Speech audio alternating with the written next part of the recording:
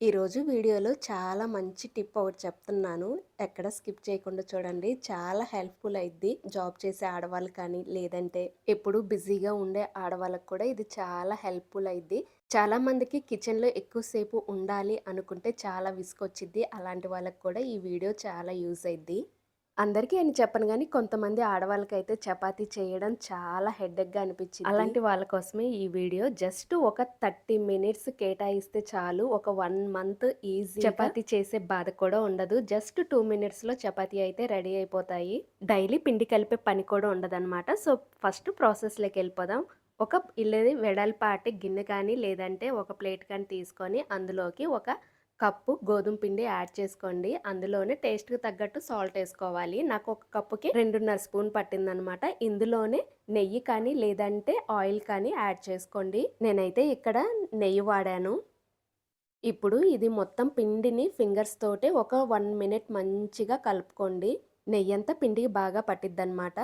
Job చేసే ఆడవాళ్ళైతే ఒక 30 minutes కేటాయించండి. సండే కానీ, సాటర్డే కానీ. ఒక 15 డేస్ ఆర్ 1 మంత్ ఈజీగా ఉండిద్దనమాట. మీకు చపాతీ చేసుకోవడం చాలా సింపుల్ అయిపోద్ది. జస్ట్ 1 మినిట్‌లో అయిపోద్ది. ఇలా మంచిగా పిండి కలుపుకున్న తర్వాత ఇప్పుడు కొంచెం కొంచెంగా వాటర్ పోసుకుంటూ చపాతీ పిండిలా కలుపుకోవాలి. మరి చపాతీ పిండి మనము సాఫ్ట్‌గా కలుపుకుంటాం కాబట్టి అలా కాకుండా కొంచెం గట్టిగానే కలుపుకోవాలి. మనం పూరి పిండి ఎలా కలుపుకుంటామో సేమ్ అలానే పిండనేది సాఫ్ట్‌గా లేకుండా కొంచెం గట్టిగా ఉండేటట్టుగా ఇలా కలుపుకోవాలనమాట. ఫైనల్‌గా అయితే పిండి ముద్ద ఇలా రెడీ చేసుకొని ఒక 5 మినిట్స్ మంచిగా పిండిని కలుపుకోవాలి.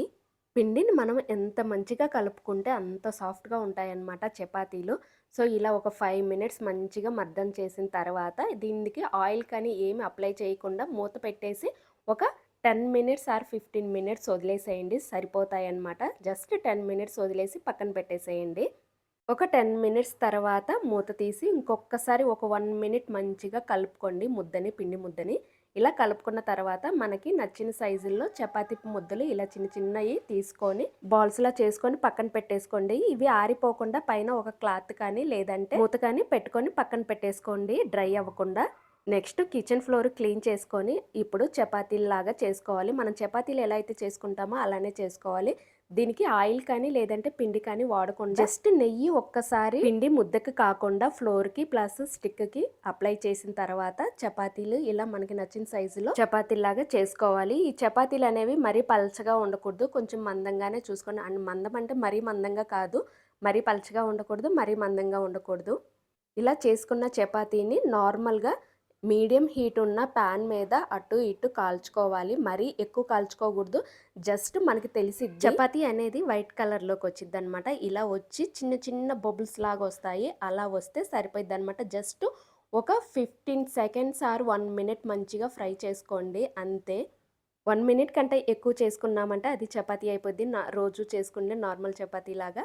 ఇలా చూపిస్తున్నట్టు ఇవన్నీ చేసుకొని పక్కన పెట్టేసుకోండి. సేమ్ ప్రాసెస్ అనమాట. ఇందాక మనము ఎలా అయితే రోటి కాల్చుకున్నామో అలానే ఇవి కూడా కాల్చుకోవాలనమాట. ఇవి ఎందుకు అలా కాల్చుకున్నామంటే ఇలా లైట్‌గా హీట్ చేసుకున్నామంటే ఇవి వారమైనా సరే బయటైతే వారం రోజులు స్టోర్ ఉంటాయి. ఫ్రిడ్జ్‌లో పెట్టుకుంటే మాత్రం ఖచ్చితంగా 25 డేస్ అయితే స్టోర్ ఉంటాయన్నమాట. మనకి ఎప్పుడు చపాతీ కావాలంటే అప్పుడు ఫ్రిడ్జ్ నుంచి తీసి ఒక 5 మినిట్స్ బయట పెట్టి తర్వాత పాన్ మీద కాల్చుకోవడమే అంతే. డైలీ చపాతీ తినే వాళ్ళకైతే ఇది కరెక్ట్‌గా యూజ్ అయిద్దనమాట. రోజు పిండి కలపాలి, చపాతీలు చేయాలంటే చిరాకొచ్చిద్ది ఎవరికైనా సరే.